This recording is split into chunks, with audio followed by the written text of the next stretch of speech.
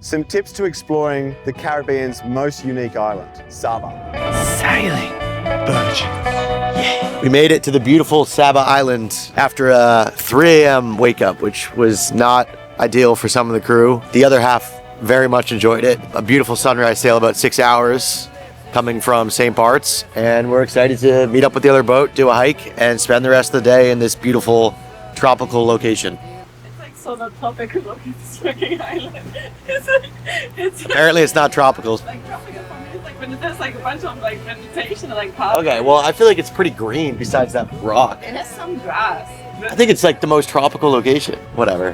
Hi, this is James from Sailing Virgins. We're currently on the northeast side of Saba Island. Saba Island is unlike any other island in the Caribbean, and I'm going to give you 6 tips to exploring this island, especially if you're anywhere near St. Martin and want to look at something quite unique. So let's go.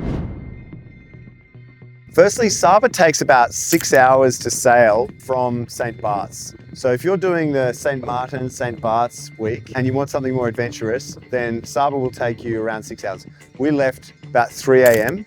and we rocked up here around 9:30 in the morning. So we had a night sail, a really early start, but expected to take around 6 hours or thereabouts.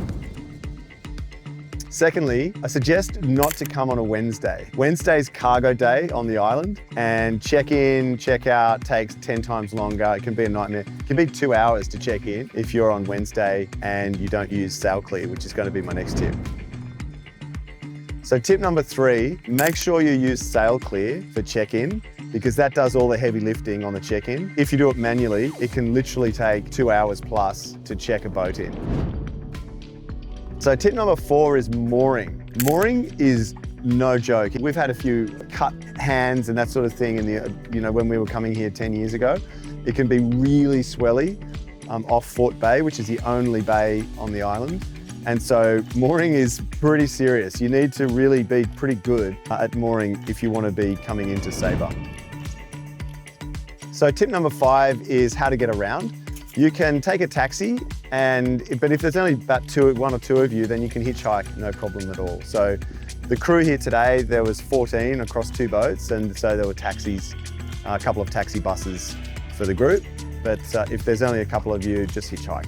And you know, hitchhiking has a bad reputation elsewhere in the world, but here it's a very safe island. There's less than 2,000 people that live here, and hitchhiking is absolutely no problem. In fact, it's part of the adventure. So when you do your check-in, you're going to be off Fort Bay, which is like down in the southwest corner. But when you overnight, you're going to be where we are here, which is up in the northwest corner. So this is Diamond, and it's got some great free diving. It's got a tunnel. It's amazing. It's quite protected. You can see here now that it's coming to the end of the day and it's quite quiet, and our 2 boats are here and we're about to have dinner, and it's perfect. So yeah, this is where you would overnight, and then tomorrow we're going to head back to St. Martin.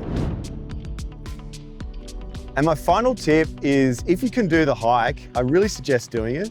It's just one of the unique parts of the island. So there's other crazy things, when people came back today, it's like, is this a cult? Everyone's called Johnson. What's going on? This is like the Truman Show. There's all these things like that. So this island is so worth visiting. If you're feeling adventurous and you want something like that creates stories, then I really suggest coming here. So I hope you find those tips useful, and I hope it gets you out here, because it's really worth visiting. It's a bucket list item. So we're gonna have a night here, and then early tomorrow morning, we're gonna check out and then sail back to St. Martin. Should be Reach, hopefully.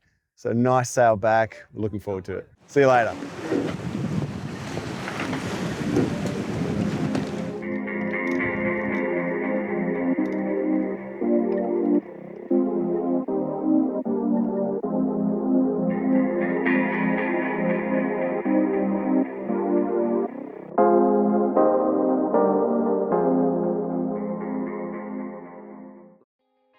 Our day in Saba had its fair share of knocks to find the gem. After our immigration process and a dicey taxi ride to the town that sits on top of Saba, we were greeted by rain.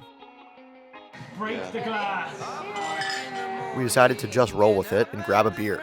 But the rain let up, and we continued on our journey to explore this mysterious Caribbean island. This island isn't only beautiful, it has a unique history, with the first Siboney inhabitants being around 3,000 years ago, then the Arawaks around 1,200 years ago, and finally the Europeans 400 years ago. Once Europe got a hold of the island, Saba changed hands 12 times between the 1600s and the 1800s, with the Dutch having had it ever since. Overall, the day did not go as planned, yet it ended up being one of our favorite days in the Caribbean. Our derailed plans made for the ultimate adventure. Adventure means mistakes, risks, pain, lessons, and then finding gems amidst all of that. A microcosm of life, really, and that's exactly what our time in Saba was.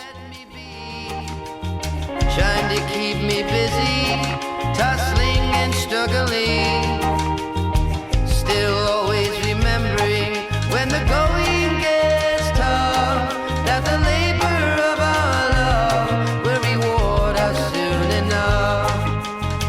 Still always remembering when the going gets tough, that the labor of our love will reward